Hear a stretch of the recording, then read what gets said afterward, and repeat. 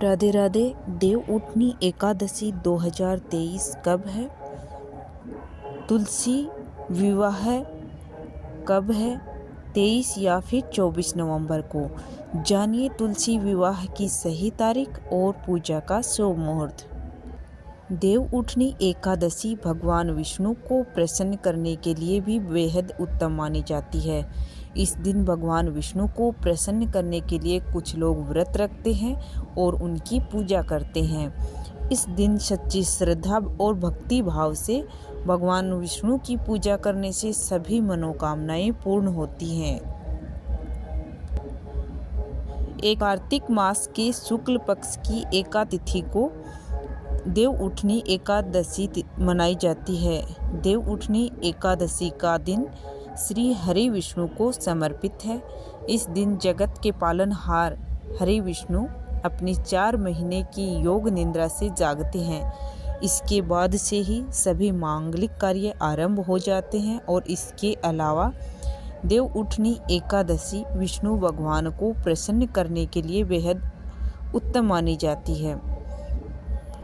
कुछ लोग देव उठनी एकादशी का व्रत रखते हैं और पूजा करते हैं। सच्ची श्रद्धा से भगवान विष्णु की पूजा करते हैं।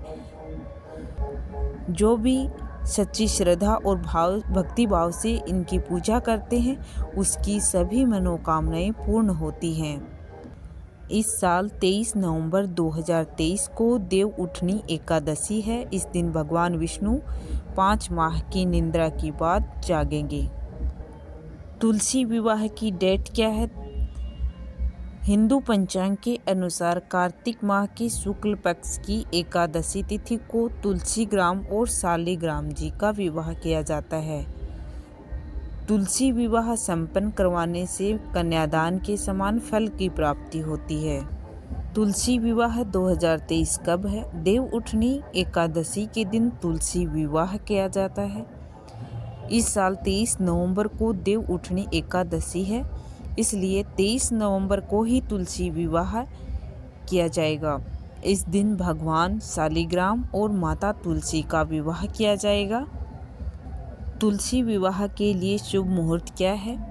कार्तिक माह के शुक्ल पक्ष की एकादशी तिथि 22 नवंबर को रात 11:03 से शुरू हो रही है और इसका समापन 23 नवंबर की रात 9:01 तक है। एकादशी तिथि पर रात्रि पूजा का शुभ मुहूर्त शाम 5:25 से रात 8:48 तक है। आप चाहें तो इस मुहूर्त में तुलसी विवाह संपन्न करा सकते हैं। तुलसी विवाह के लिए पूजा विधि। तुलसी विवाह के लिए सबसे पहले लकड़ी की एक साफ चौकी पर आपको आसन बिछाना है। गमले को गैरू से रंगें और चौकी के ऊपर तुलसी जी को स्थापित करें। दूसरी चौकी पर भी आसन बिछाएं और उस पर शालिग्राम जी को स्थापित करें। दोनों चौकियों के ऊपर गन्ने से मंडप सजाएं। उसके बाद एक कलश में जल भरकर रखें।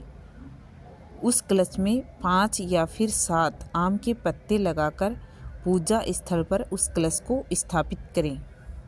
फिर शालिग्राम व तुलसी के समक्ष घी का दीपक प्रज्वलित करें और रोली या कुमकुम से तिलक करें। तुलसी पर लाल रंग की चुनरी चढ़ाएं। चूड़ी, बिंदी आदि चीज़ों से तुलसी का श्रृंगार करें। इसके बाद सावधानी से चौकी समेत शालिग्राम जी को हाथ में लेकर तुलसी की 7 परिक्रमा कराएं। पूजा संपन्न होने के बाद तुलसी व शालिग्राम जी की आरती करें और उनसे सुख सौभाग्य की कामना करें। साथ ही प्रसाद सभी में वितरित करें। इस तरह से आप तुलसी जी व शालिग्राम जी का विवाह संपन्न करा सकते हैं। तुलसी और शालिग्राम जी का विवाह शुभ मुहूर्त में करवाएं। तुलसी विवाह संपन्न करवाने से कन्यादान के समान फल की प्राप्ति होती है और मोक्ष के द्वार खुल जाते हैं। साथ ही तुलसी जी और शालिग्राम जी की कृपा से विवाह में आने वाली बाधाएं भी दूर होती हैं और शादीशुदा जीवन में भी खुशियां बनी रहती हैं। तुलसी विवाह का क्या महत्व है? ऐसा मान्यता है कि तुलसी विवाह करने से कन्यादान के समान फल की प्राप्ति होती है।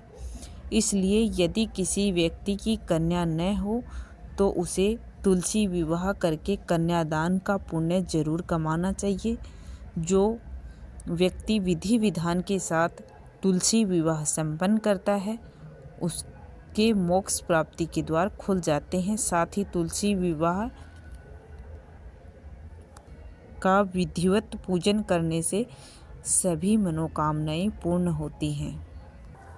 आपको मेरे द्वारा दी गई जानकारी अच्छी लगी हो तो प्लीज़ वीडियो को लाइक शेयर और चैनल को सब्सक्राइब कर लीजिए।